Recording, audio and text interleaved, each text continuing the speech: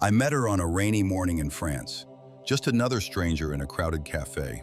She was quiet, gentle, the kind of soul who smiled even when she was breaking inside. I didn't know her name then.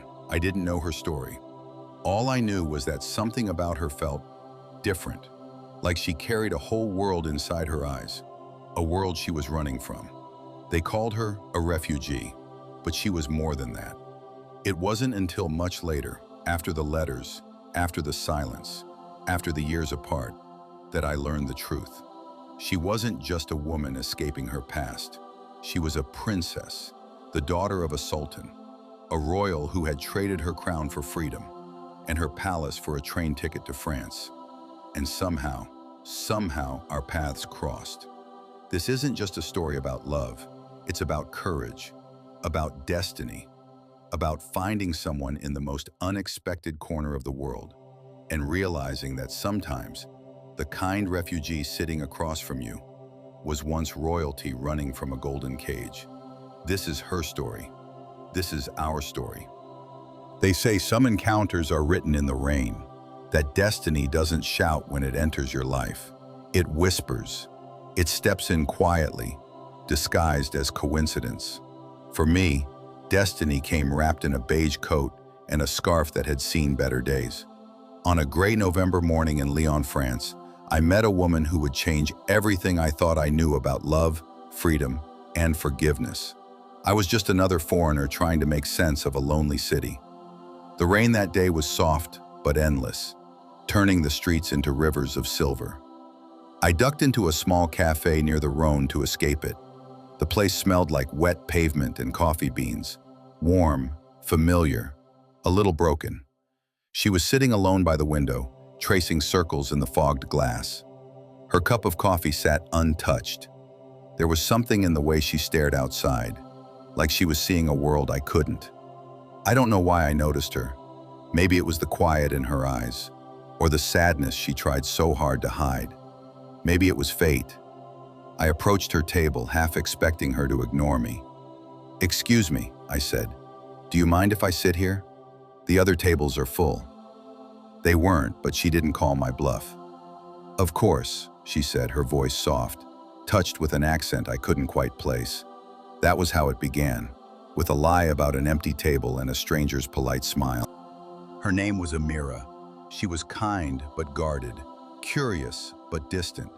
She told me she was from a small place in the Middle East and that she was here on her own. When she spoke, her words carried a melody I couldn't define. Polished, precise, almost royal. Yet her hands trembled slightly when she held her cup. We started to meet often, always in the same cafe, at the same corner table. Sometimes we talked for hours. Sometimes we just watched the rain fall. She listened more than she spoke. But when she did, her words had weight, the kind that came from experience, not opinion. I remember once asking her what she missed most about home. She looked out the window and said quietly, "The sound of the sea." And the silence of my mother's prayers. There was pain there, not nostalgia. I didn't press. I thought she was simply a refugee, one of the countless souls who came to Europe seeking peace from chaos. But there was something different about her. Even the way she moved felt like someone raised under rules of grace and ceremony. One afternoon, I saw her helping an old woman who had dropped her groceries. She bent down, gathered everything gently, and walked the woman home in the rain. I realized then, she didn't belong to this world of noise and rush. She was a fragment of something gentler, or perhaps something lost. Weeks turned into months. Our friendship became a rhythm I didn't want to break. Sometimes we'd walk by the river, sometimes we'd sit in silence. But there were moments, fleeting, fragile, when I saw fear in her eyes. She would glance over her shoulder, as if expecting someone. Once I asked her why she always looked so cautious. She smiled weakly and said, "Old habits." Some people spend years looking for home. Others spend years running from it. I didn't understand then, but I soon would. It happened one cold evening in December. We had just left the cafe when she froze mid-step. Two men stood across the street, dark suits, sharp eyes, speaking into their phones. Amira's face went pale. Her hands started to tremble. "What's wrong?" I whispered. She didn't answer. She grabbed my arm and pulled me into a narrow alleyway, pressing herself against the wall, eyes wide with terror. "They can't see me," she said under her breath. "Who?" She shook her head. "Please, let's go." We ran, through the wet streets, past flickering lamps until we reached a quiet square. She was breathing hard, shaking uncontrollably. When I asked again what was happening, her voice cracked. "They found me." Her words chilled me. "Who found you, Amira?"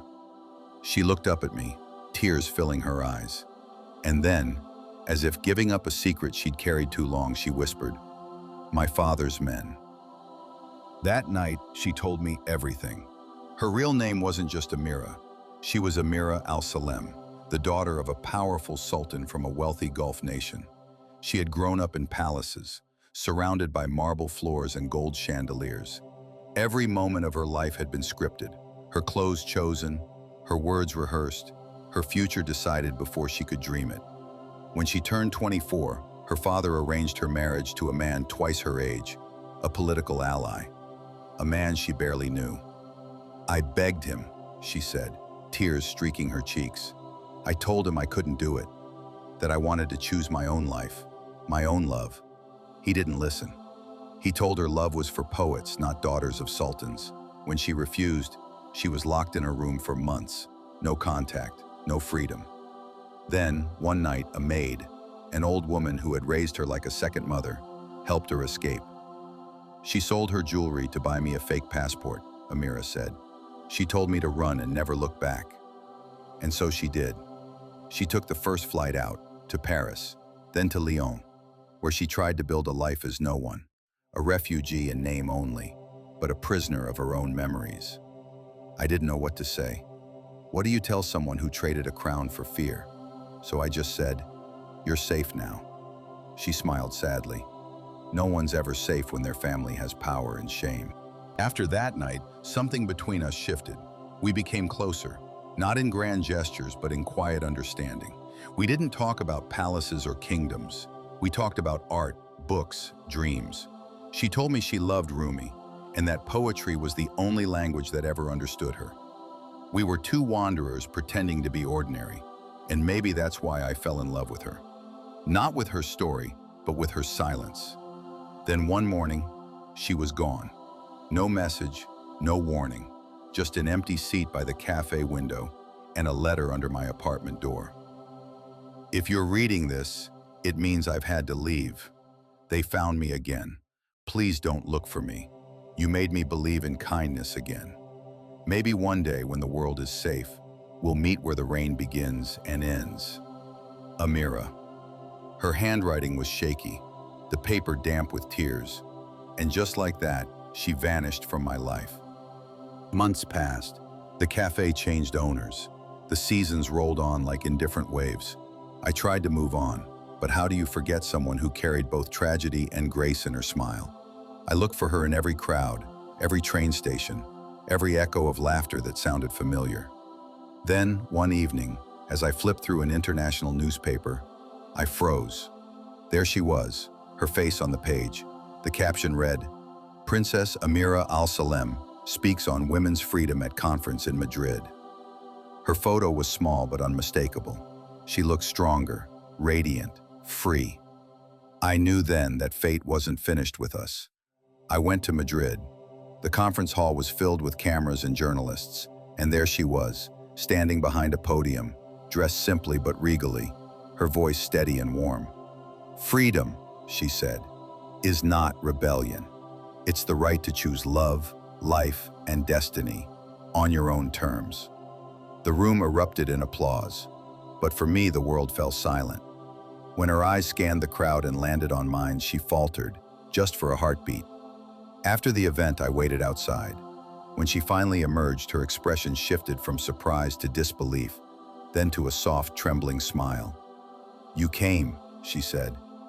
"I never really left," I replied. We walked by the river that night, like we used to in Lyon.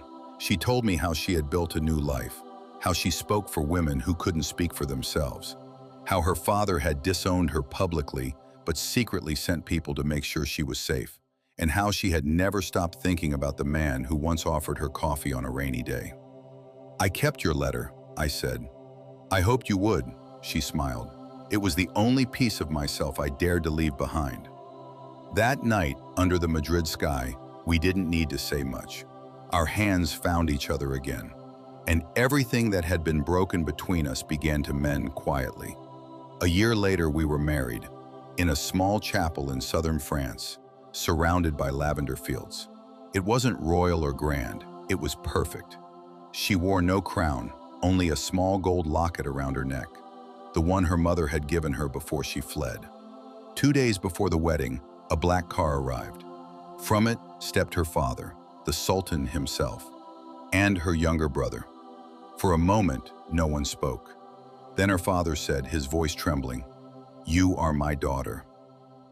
I was wrong to think I could own your destiny. Tears filled her eyes. "You nearly lost me forever." He nodded, and I've lived with that every day. "But seeing you now, I know I didn't lose you. You found yourself." He placed the locket in her hand. "Your mother wanted you to wear this when you chose your own life." Amira cried as she hugged him. The man who had once been her captor became a father again that day. And when he walked her down the aisle, there was peace in his eyes. Later, we visited her homeland together. She returned, not as a runaway princess, but as a voice for women, a bridge between old traditions and new hope. The people welcomed her with open arms. Her father stood beside her and declared, "Honor is not control, it is compassion." For the first time in generations, the kingdom applauded its daughters. Now, years later, when the rain falls in France, I still think of that first day, the stranger in the cafe who smiled through her fear. She was once a refugee, once a runaway, once a princess trapped in a golden cage. Now she's my wife, my peace, my proof that love, real love, isn't about rescue, it's about recognition. Sometimes I watch her reading by the window, sunlight in her hair, and I whisper, "I found you once in the rain, and I'd find you again, in any lifetime, because she will always be the kind refugee I met in France, the Sultan's daughter who taught me what freedom truly means." We have come to the end of our story. Thank you for watching. Please subscribe for more interesting stories. Till next time, bye.